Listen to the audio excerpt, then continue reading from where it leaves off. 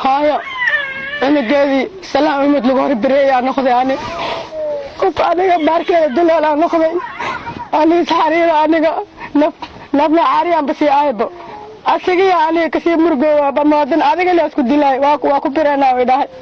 المهجي تركم هاي. السلام عليكم ورحمة الله وبركاته كلنتي wanaagsan daawadayaal idilkiinba meel walba joogtaan magacaygu waa Cusmaan Cabdalla Cusmaan halkaad naga daawanaysaan waa Garaa TV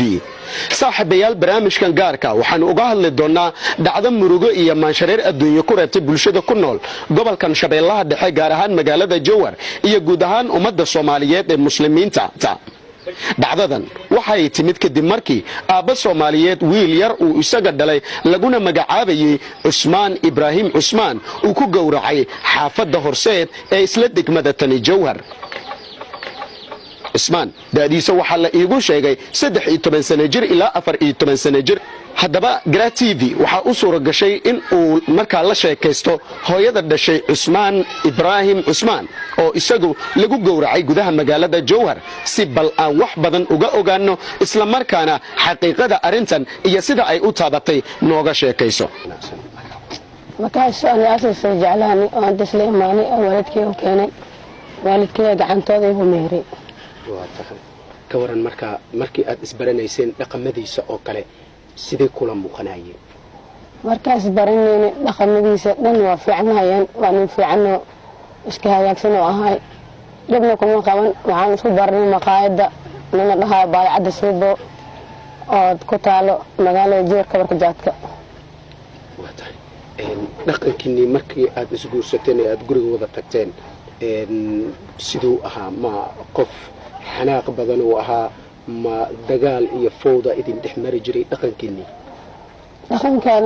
markaan isguursanay awalka hore waa fiicnaa laakiin jawiga dambe markaan ilmahan dhalay kibir badan iyo xanaaq badan iyo kibir badan oo zaid ah oo xataa isla marna ismid igu sii jiray ayay ahayd way arintaas markay dhacaysay oo kale waalidkii labadiin isu keen daray ma ku wargelin jirtay waa ku wargeli jiray waa kaaga doodan jiray waalidka waxa la dhihi jiray iska dhaaf aabo nin ilma ka dhali waaye waqdad baha u qaada aabo ilmaha u sabar ka waran isaga balwad mu isticmaali jiray balwad oo isticmaali jiray laakiin balwad oo magaciisa aad qasida ka bixayso koodii hore kuma arki jirin anay qaadkaas iyo sigaarkaas ka badan kuma arkin intaad isqabtay ha way muddo ayaad wada nooleedeen imisa caruur isku dhasheen waxaan isku dhalnay 5 wiil oo bini'aadan ah 5 caruur isku dhasheen ha way marka dhibaatadan iyo inuu muddada ku siibto goormuu soo bilaabay inta 5 wada dhasheen mise markii midka ugu horeeyay aad dhasheen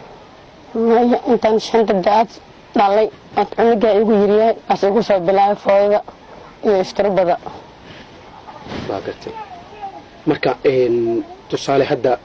arintaas markii ay dhacday oo kale buuqiniya batay inaad kala tagteen dadka qaar sidaas ay sheegay marka inaad kala tagtaan maxaa u sabab ahay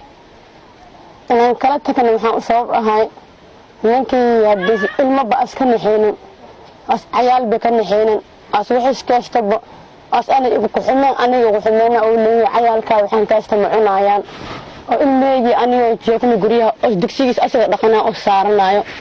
oo badarkiisa asaga kasanayo oo kana oo yar wax isiineen ku xumeen aniga oo igu wada oo igu yeelayo inta tani xamar asan tagnay oo xawaad leeyahay gudaha dhaxaadiyo oo asaga la iga qaldanaanayo oo markasta asaga ila qaldanaanayo oo raashinkii kan hados oo yiri xataa oo dugsiga asaga kasoo agtaana ku cunaa marka ilmaha ka waran suu ula dhaqmi jiray ma nin ilmaha garaaco ahaa mise saasa ah nin ilmaha garaaco oo ilmaha nafta ila ilaahay ka qaaday kan oo yar ma dhaafi jirin ilmaha iga cadaaway nafta ila ilaahana ka wadi halkan hada dhinta hada lagu ku jibi ilmaha asxaa u musuubinin kuwa kala waayo labada kala waayo hubigaas iga ridi ala adiga dartaada oo yeelaas wax kasta in ilmaha ku nacfinin asaan hubiga oo rida daraad laba inaas hubiga iga ridi مسلم هرمونك دقائق يوسف بحي أصير حتى الله محا أوريدي هو يجي الماء محا كهاليا أصير أنا قلت أوصل ده تلفون أوصل ده كحمل أدي وكوضه ilma hubiga oo shuwa sida adiga oo nacfinan kadibna niman mooyka ah soo bixin hubigi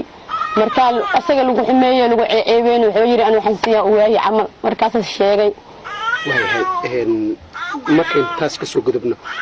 markaad isfurteen kadib ma dhacday inaad dib isugu soo laabataan mise sidaad u kala baxdeen ay ahayd markaan isfurnay kadib sidaan isku furnay oo isku soo laabanan waxaan kala joognaa 5 sano heer kale inta ma yeelatay heer kale yeeshtay waayahay isaga milmihii markii aad kala tagteen kadib ilmaha ma ku soo booqanaayeen ma ku imaan jireen xiriir ma idin dhexmaraa adii ilmahaaga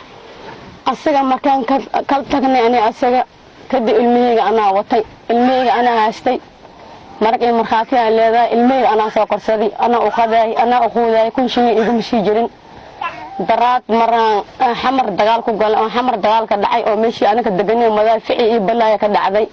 asaa ilmaha hooyo u soo waday asaga ilmaha saasle daraad inta oo qabsama ilmahayga anaa baaf soo dhaqday oo soo korsaday kun wiligiis iguma siinan waayahay arrintan hadda keentay in canugan yar uu gacantiisa ku sababsado sidee ku timid waxay ku dhacday inagii daraad markaan aniga xamar aan ku wareeray oo ilmihii cidda waalidkay u soo diray asaa ilmihii mago inta yimideen asiri ilmaha aneetel aniga labada biriyaan soo haasanaa ilmihii aleesii sasay xagiisa ilmihii ku mareen ilmihii sasaday xagiisa ku mareen ninkii waji kale ila soo baxay wuxuu yiri ilmihii maba arkaysidba ilmaha dajoor imaatid waa ku bireenaaba ilmaha agtaada aan ku arko saasay dhahay inigiya marka daraad hooya timad mageel lahay asoo rooti suuq gadaa rooti magis soo dhamaaday asoo cunugii hooyo isoo dhaay salaan ugu amaaday markaas cunugii noqday maalintii cunuga salaan ugu amaaday maalinteedii kale asana inta soo mid wato tuulada banaanay gogobanaa liir oo sirraadinay cunugii iyo adigaba oo anigana yiri waa ku bireena ma ku arki kari saasay ku dhacday xaafadda inta ka noqday xaafadda tagi hooyadaas oo soo salaami kartay marka celina miya hooyada dad hooyada bood aniga ka celi oo aadi ana hooyada waxa uu wadidaa ogaadibo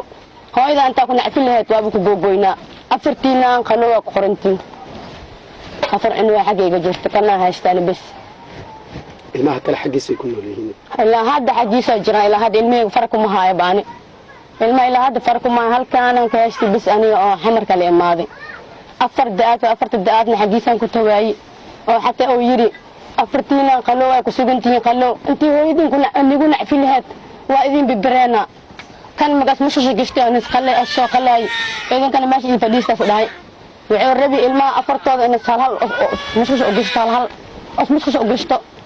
ayaa dhacday ilmahaygi dhibaatadaas ku dhacday rafaadkaas leegu sameeyay in kooyadiis laga celi karo hadaa jirto walaalahayga Soomaaliyeed waxa ay dhigi karaan waa laga celi karaa iyo ma laga celi karaa ilka way dhigi karaanba suunasan wata marka dareenkaada sidoo noqday markii lagu sheegay in dhacdadan ay dhacday aniga markaa seetay oo cishi ilaahay dartiisa iskaga bixi oo isdhahaayo cayaalkii bal cunugii telefoon iga qaaday oo ay dhahay hooyo telefoonkan aan ku soo sameeyna oo ay dhahay asaan dhahay cunugii maxaa ku dhahay wareysama isdhahaayo telefoonka anteena ilmaha iga fujiyeen asaa xaafadan walaalkii aan dhahay telefoonka la wactan أنا عشت مركز لي دكودي حافظي ولالكي أكتسا إردس مركز لي كجالي أسالي رويل كادي وادنتي وقرع من أنا وطنا أيقا تغي إلا هدا أنيقا مسكحي سيتاي سيكالا ما بشي كريبو إلا هدا واو ككالا مقنايبو باركي قوى دوليل سنة والفيدين هاي أنا الحياة الكلمة أسأل لغو سمعي أفرد هذا أنيقا ليغا دقي أنيقا إبر إلا هدا وقرع سنة أنا وأسوالي هاد لو ما مسكحي ما بكلا جوك تباني باركيغا waa dan qaday hayga dhinta inag madiidana la ka inag hadaabo baastimir leega dhiga xataa raay inagay laga gogooy saddexdii karna walaalkay farku ma haayane way aroortii kaleento hadda xagge ku sugan yihiin aroorta kale ilaa hadda xaggooda ay ku sugan yihiin ana kan bisaan ka asda saddex aroor ilaa hadda farku ma haayane ana nafteedii asakala baqoo ana nafteedii أكل بقوة دا حاورة قرآن على ساري حال قرآن على ساري أصلا دوا أنا مسك دلي أنا ونفتي كلا بقوة حيال كيجا أو بقوة أنا سومالي ما لقت كديجا أبها سنبو نفتي أول بقوة إني جالس أودن أنا راشم عنو هذا مركا ما دام إذا تدا صوت أن يكون دعوي maxaa codsan lahayd أنا waxaan codsan lahay hadday yihiin walaalahayga Soomaaliyeed hooyo cunugeedii salaam umad lagu horbireeyaa noqday ani qof adiga baarkeeda duloola noqday